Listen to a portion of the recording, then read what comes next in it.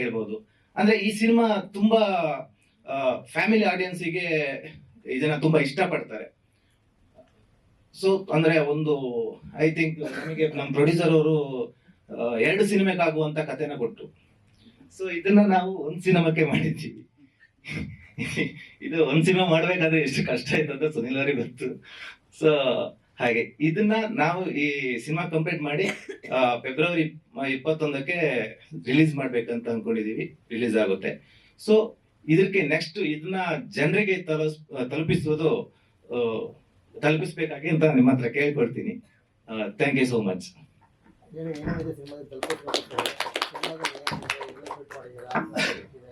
Sir, ನಾವು first ಮಡಿಕೇರಿಯಲ್ಲಿ ವಿರಾಜಪೇಟೆಯಲ್ಲಿ ಶೂಟ್ ಮಾಡಿದೀವಿ.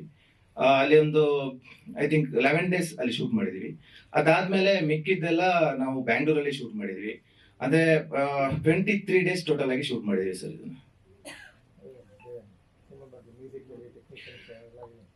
ಸರ್ ಅದೇ ಅಂದ್ರೆ ಸ್ಟಾರ್ಟಿಂಗ್ ಸಿನಿಮಾಕ್ಕೆ ಮೈನ್ ಆಗಿ ನಮಗೆ ಕ್ಯಾಮರಾಮನ್ ಒಬ್ಬ ನಿರ್ದೇಶಕನಿಗೆ ತುಂಬಾ ಇಂಪಾರ್ಟೆಂಟ್ ಆಗ್ತಾರೆ. ಸೊ ನಮ್ಗೆ ತುಂಬಾ ಅಂದ್ರೆ ತುಂಬಾ ಹೆಲ್ಪ್ ಮಾಡಿದ್ದಾರೆ ಅವರು. ಅಂದ್ರೆ ಪ್ರತಿ ಒಂದು ವಿಷಯದಲ್ಲೂ ಆಗ್ಲಿ ಅವ್ರು ತುಂಬಾ ಹೆಲ್ಪ್ ಮಾಡಿದ್ದಾರೆ. ಅದೇ ರೀತಿ ಆರ್ಟಿಸ್ಟ್ಗಳು ಹಾಗೆ ಯಾವುದೇನು ಅದೇ ನಾವ್ ಏನ್ ಹೇಳ್ತೀವೋ ಅದಕ್ಕಿಂತ ಜಾಸ್ತಿಯಾಗಿ ಅದಕ್ಕೆ ಜೀವ ತುಂಬಿದ್ದಾರೆ. ಮ್ಯೂಸಿಕ್ ಡೈರೆಕ್ಟರ್ ಬಗ್ಗೆ ಹೇಳ್ಬೇಕಂದ್ರೆ ಒಂದು ನಾನು ಸುನೀಲ್ ಸೇರ್ಕೊಂಡು ಒಂದು ಕಾನ್ಸೆಪ್ಟ್ ಕೊಟ್ವಿ, ಈ ತರ ಮಾಡಿ ಅಂತ.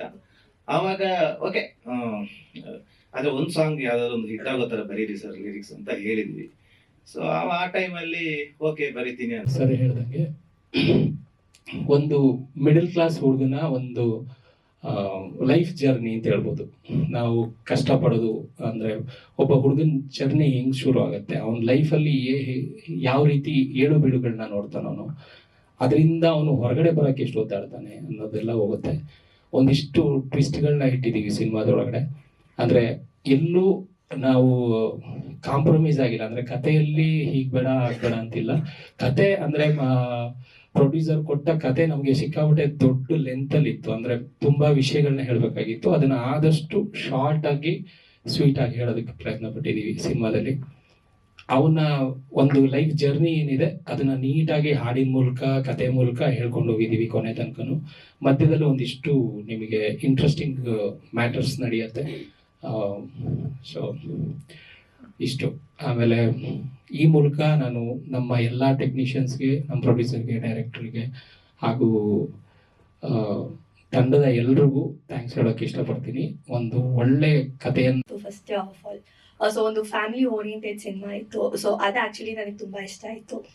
ಸೊ ಆಡಿಷನ್ ಕೊಟ್ಟೆ. ಅದಾದ್ಮೇಲೆ ಸೆಕೆಂಡ್ ಟೈಮ್ ಮತ್ತೆ ಕರ್ಸಿದ್ರು, ಮತ್ತೆ ಬಂದೆ. ಸೊ ಸೆಲೆಕ್ಟ್ ಆಗಿದ್ದೀನಿ ಅಂತ ಹೇಳಿದ್ರು.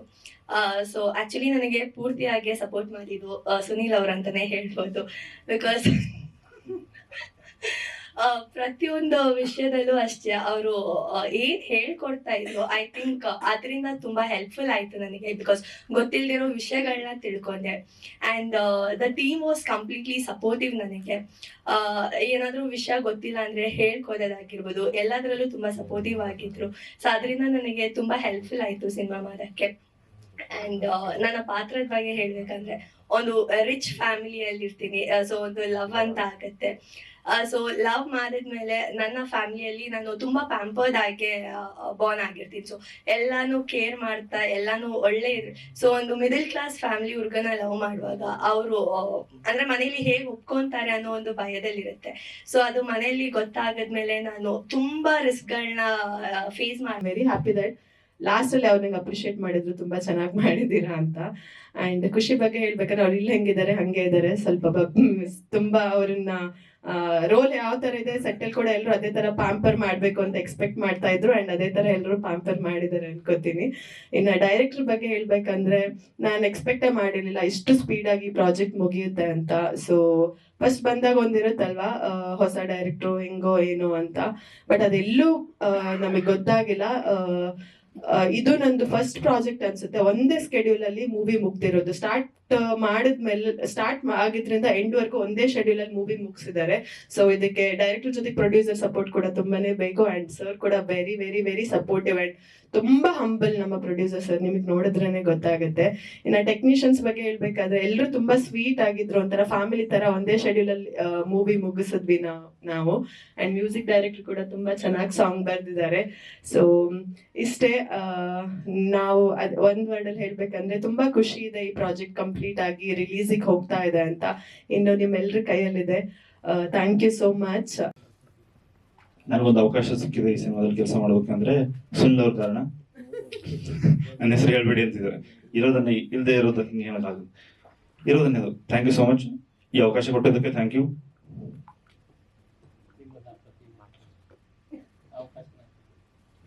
Thank you so much sir. Ram Dhanush ಅಲ್ದಾಡ್ಕೊಂಡಿರ್ತಾನೆ, ಆದ್ರೆ ಒಂದೊಳ್ಳೆ ಕೆಲಸ ಮಾಡ್ತಾನೆ ಅಂದ್ರೆ 200 ಎಕರೆ ಓನರ್ ಮಗಳನ್ನ ಲವ್ ಮಾಡ್ತಾನೆ. ಸೊ 2 ಎಕರೆ 200 ಎಕರೆ ಮಧ್ಯ ಈ ಒಂದು ಇದನ್ನ ವಾರ ಆಗತ್ತೆ. ಅಂದ್ರೆ 200 ಎಕರೆ ಓನರು ಚಾಲೆಂಜ್ ಹಾಕಿದಾಗ ಆ ಚಾಲೆಂಜ್ ಅನ್ನ ಗೆದ್ದು ಹೇಗೆ ಅವನು ಮದುವೆ ಆಗ್ತಾನೆ ಅನ್ನೋದು ಕತೆ. ಅದ್ರ ನಂತರ ತುಂಬಾ ಟ್ವಿಸ್ಟ್ಗಳ ಕಥೆಲಿದೆ. ಅದ್ರ ನಂತರದಲ್ಲಿ ತುಂಬಾ ಅದ್ಭುತ ಟ್ವಿಸ್ಟ್ಗಳಿದೆ. ಸೊ ಇದರಲ್ಲಿ ನಾನು ಪದ್ಮಜರಾವ್ ಅವ್ರ ಕಾಂಬಿನೇಷನ್ ಮಾಡಿದ್ದೀನಿ. ಸುನೀಲ್ ಅವರು, ನಾನು ಮತ್ತೆ ಪದ್ಮಜರಾವ್ ಅವರು ಎಲ್ಲ ಒಳ್ಳೊಳ್ಳೆ ಸೀನ್ಗಳನ್ನೆಲ್ಲ ಆಕ್ಟ್ ಮಾಡಿದ್ವಿ. ಬಹಳ ಖುಷಿ ಅನಿಸ್ತಾ ಇದೆ. ಆಮೇಲೆ ನಿರ್ದೇಶಕರ ಬಗ್ಗೆ ಹೇಳಬೇಕು ಅಂದ್ರೆ ಸುಮ್ಮನೆ ಸಿಂಪಲ್ ಆಗಿ ನಾನು ಈ ಸಿನಿಮಾನ ನಿರ್ದೇಶನ ಮಾಡಿದೆ ಅಂತ ಹೇಳಿದ್ರು. ಇವ್ರ ಅನುಭವದ ಬಗ್ಗೆ ಇವ್ರು ಏನು ಹೇಳಲಿಲ್ಲ. ನನ್ಗೆ ಗೊತ್ತಿದ್ದಾಗ ಒಂದು 20 ವರ್ಷದಿಂದ ಇವರು ಫೀಲ್ಡ್ ಅಲ್ಲಿ ಇದ್ದಾರೆ. ನಿರ್ದೇಶಕರಾಗಿ, ನಿರ್ಮಾಪಕರಾಗಿ, ಚಾನಲ್ EP ಆಗಿ, ನಟನಾಗಿ. ಸೊ ಈ ಎಲ್ಲ ಏನು ವಾಸ್ಟ್ ಅನುಭವ ಈ ಫೀಲ್ಡಿನ ಒಳಗೂ ಹೊರಗೂ ಎಲ್ಲ ಗೊತ್ತು. ಬಟ್ ತುಂಬಾ ಸೌಮ್ಯವಾಗಿ ನನಗೇನು ಗೊತ್ತಿಲ್ಲ ಅನ್ನೋ ತರ ಮಾತಾಡಿದ್ರು. ಮತ್ತೆ ಇವರು ಶೂಟಿಂಗ್ ಎಷ್ಟು ಪಕ್ಕಾ ಇತ್ತು ಅಂದ್ರೆ ಇಂಥ ದಿವಸ ಅಂದ್ರೆ ಅಂತ ದಿವಸ ಶೂಟಿಂಗ್ ಮಾಡ್ತಾ ಇದ್ರು. ಇಷ್ಟು ಸೀನ್ ಅಂದ್ರೆ ಅಷ್ಟು ಸೀನ್ ಶೂಟ್ ಮಾಡ್ತಾ ಇದ್ರು. ಒಂದು ಚೂರು ಆ ಕಡೆ ಈ ಕಡೆ ಆಗದಂಗೆ ಶೂಟಿಂಗ್ ಎಲ್ಲ ಮುಗಿಸ್ಕೊಟ್ರು. ಆಮೇಲೆ ಇದು ಇನ್ನೊಂದು ಮಾತು ಏನು ಹೇಳ್ಬೇಕು ಅಂದ್ರೆ ನಿರ್ಮಾಪಕರು, ನಿರ್ದೇಶಕರು. ಸ್ಟಾರ್ಟಿಂಗ್ ಬೆಂಗಳೂರಿಗೆ ಬಂದಾಗ ಫಿಲಮ್ ನೋಡೋ ಹುಚ್ಚು ತುಂಬಾ ಇತ್ತು ನನಗೆ. ಫಿಲಮ್ ನೋಡ್ತಾ ನೋಡ್ತಾ ಇದು ಈಗಿದ್ರೆ ಚೆನ್ನಾಗಿರ್ತಾ ಇತ್ತು, ಈಗ ಬರಬಾರ್ದಾಯ್ತು ಅಂತ ನನ್ನ ಅನಿಸಿಕೆಗಳನ್ನ ನಾನೇ ಅನ್ಕೊಂತಾ ಇದ್ದೆ. ಅದು ಹಾಗೆ ತರ ನಡೀತಾ ಇತ್ತು. ಸೊ ನನ್ನಲ್ಲಿ ಒಂದು ಕತೆ ಇತ್ತು, ಅದನ್ನ ಮಾಡೋಣ ಅಂದಾಗ ಸುನೀಲ್ ಅವರು ನನಗೆ 15 ವರ್ಷದಿಂದ ಪರಿಚಯ. ಅವ್ರಿಗೆ ಹೇಳಿದೆ ಈ ತರ ಫಿಲಮ್ ಮಾಡೋಣ ಅಂತ. ಅವರು ಬೇಡ ಅಂತಾನೆ ಹೇಳಿದ್ದು ಸ್ಟಾರ್ಟಿಂಗ್ ಅಲ್ಲಿ, ಇದರಲ್ಲೆಲ್ಲ ತುಂಬಾ ಕಷ್ಟ ಇದೆ ಹಂಗೆ ಹಿಂಗೆ ಅಂತ. ನನಗೆ ಅನುಭವ ಇಲ್ಲ ಇದರಲ್ಲಿ ಏನೇನು. ಆಮೇಲೆ ಇಲ್ಲ ನಾನು ಮಾಡಲೇಬೇಕು ಅಂತ ಹಠ ಹಿಡಿದಾಗ ಅವರು ಡೈರೆಕ್ಟರ್ನ ಪರಿಚಯ ಮಾಡಿಸ್ಬಿಟ್ರು. ಡೈರೆಕ್ಟರ್ ಮುಖಾಂತರ ಒಬ್ಬೊಬ್ಬರೇ ಪರಿಚಯ ಆಗಿಬಿಟ್ಟು ಫಿಲಮ್ ಅನ್ನು ಫುಲ್ ಮುಗಿಸಿದ್ದೀವಿ. ಇವಾಗ ರಿಲೀಸ್ ಅಂತ ಬಂದಿದೆ. ಸೊ ನನಗೆ ಇದೇ ಫಸ್ಟ್ ಟೈಮ್ ನಾನು ಮೈಕ್ ಹಿಡಿದಿರೋದು. ನಾನು ಸ್ಟೇಜ್ ಮೇಲೆ ಕೂತಿರೋದು ಇದೇ ಫಸ್ಟ್. ದಯವಿಟ್ಟು ಯಾರು ತಪ್ಪು ತಿಳ್ಕೊಬೇಡಿ, ನನ್ನಲ್ಲಿ ಸ್ವಲ್ಪ ಭಯ ಜಾಸ್ತಿ, ಅದಕ್ಕೋಸ್ಕರ ನನ್ನ ಮಾತನ್ನು ಮುಗಿಸ್ತಾ ಇದ್ದೀನಿ.